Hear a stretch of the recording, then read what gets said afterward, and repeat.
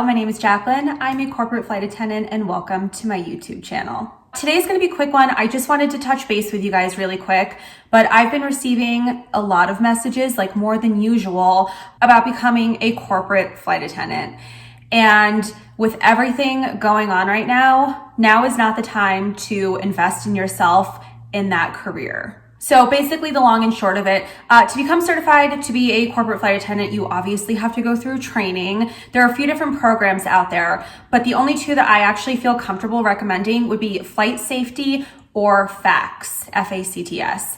And there's a few different reasons for that. Number one being they're legit schools. It's not like Barbie training. They do train you.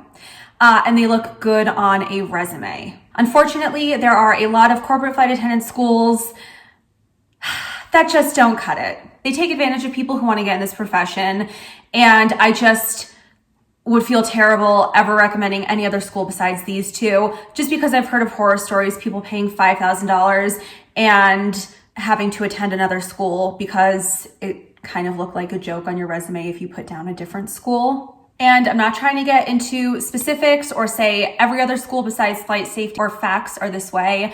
I'm just letting you know, if you want my honest opinion, those are the only two that I think you should train at that will look good on your resume. However, it's going to be about $5,000 for you to attend this training. And right now, I'm sure you're well aware, air travel is at a minimum. Flights are being canceled. My friends at the airlines, one has been furloughed. A couple have taken voluntary leaves of absences, so they will have their jobs available. I think in June. No one really knows what the situation is going to be from now until June, but they're hopeful that they will return to the skies in June. And then on the corporate aviation side of things, furloughs are also happening, but the silver lining is I truly feel like this time is going to show everybody how important private aviation actually is. So I do think the aviation industry will bounce back. It's just a matter of time when that's going to happen.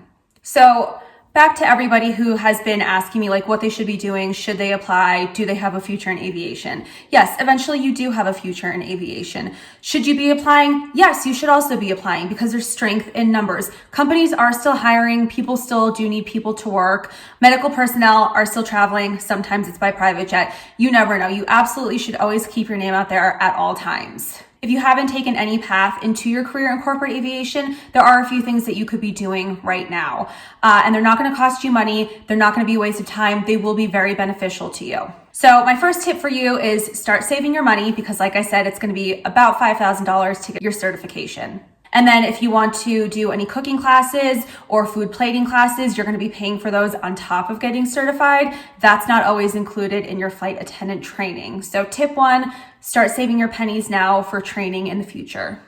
Tip number two that I have for you, get comfortable working with food. We're all quarantined at home. Now's the perfect time to spend time in your kitchen, make new recipes, bake new things, and then practice how you plate it. I had a girl who asked me if she needs to know how to cook to be a corporate flight attendant. This is very intimidating for her. You don't need to know how to cook. You can order catering or you can order from restaurants. What you need to know is how to make food presentable. So spend a ton of time on the internet, go on the art of playing.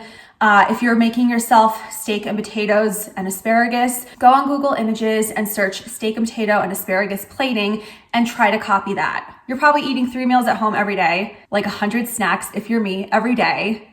Use this time, plate it professionally, make it fun. There are a few things that I have been doing just to pad my resume that you certainly can be doing to start your corporate flight attendant resumes. I recently completed an online etiquette class, which I loved. Of course, I dine in nice social situations. I wouldn't say I'm a constant upscale diner. I don't have the budget for that, but the people who I fly around on my airplanes do have the budget for that, and they are constantly dining at upscale establishments.